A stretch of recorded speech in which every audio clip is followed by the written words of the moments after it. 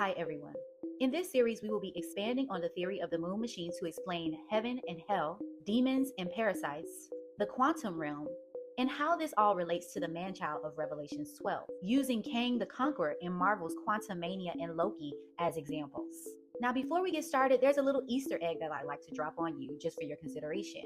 I believe that Jonathan Major's character Atticus in Lovecraft Country is the origin story of Kang the Conqueror as Nathaniel Reed. I don't know if you recall Lovecraft Country, but his father was actually George Freeman, who didn't invent time travel, but did invent the Negro Travel Guidebook that led him to the time machine discovery. The B-15 character that works for the TVA in Loki actually being the same woman that portrays Ruby in Lovecraft Country should be a dead giveaway, but hey, I'll let you connect your own dots on that. First, let's talk about the kingdom of heaven and what the biblical description says heaven actually is. In Luke chapter 17, verses 20 through 21, it says, when Jesus was demanded of the Pharisees when the kingdom of God should come, he answered them and said, the kingdom of God cometh not with observation, meaning that you can't see it. In verse 21, it then goes on to say, neither shall they say, lo here or lo there, for behold, the kingdom of God is within you. What does he mean the kingdom of God is within you?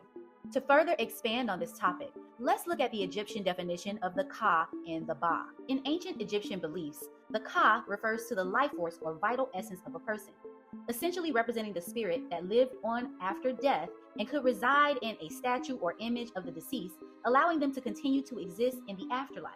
It is considered one part of the soul alongside the Ba, personality, or Ak, spiritual aspect. This means that the Ka is the spirit or breath that animates the physical body.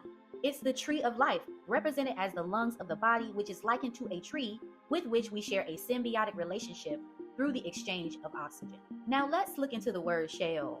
The word Sheol comes from the Hebrew word Sheol, which means abode of the dead or underworld. Scholars disagree on the exact etymology of Sheol, but it may come from a word meaning hollow or chamber.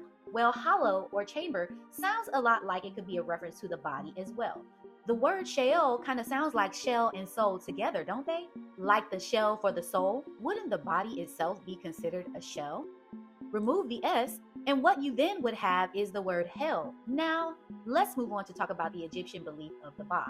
The Ba is considered the aspect of a person's soul that represents their personality, essentially their unique character and individuality, often depicted as a human-headed bird, which could travel between the realms of the living and the dead after death. It was believed to be able to leave the tomb and return to visit the living world. So here, it appears that the Ba is actually a reference to your frequency soul or your signature soul frequency. The part of you that can live on and leave this shell or body, basically the essence of you. As I always state, everything on a quantum level is frequency and light. So what I would like to propose is that the Ba is actually the soul or the light body that exists within you on a spectrum of color, of frequency, of a rainbow, within your shell, within your body.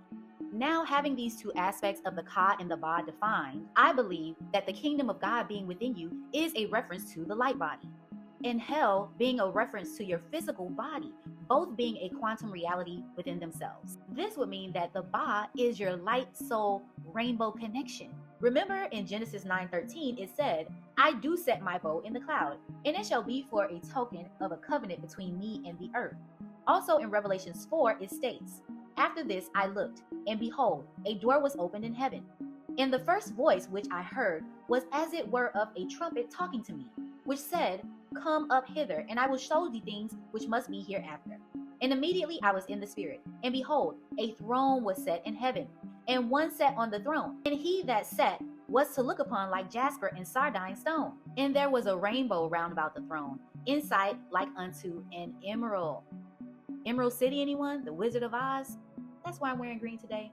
It's all about the heart chakra, green, love, the emerald throne of God, which exists within the quantum realm of the light body.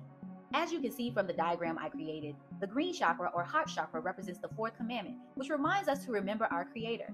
The heart chakra represents love, and in 1 John 4:8, it states, he that loveth not knoweth not God, for God is love. Acts chapter 7 verse 48 states, howbeit the Most High dwelleth not in temples made with hands, as saith the prophet. So you mean to tell me that God is not inside any building or church, not anything made with hands? This whole time you've been running into a church building made with hands, and God has been sitting within your heart chakra the entire time.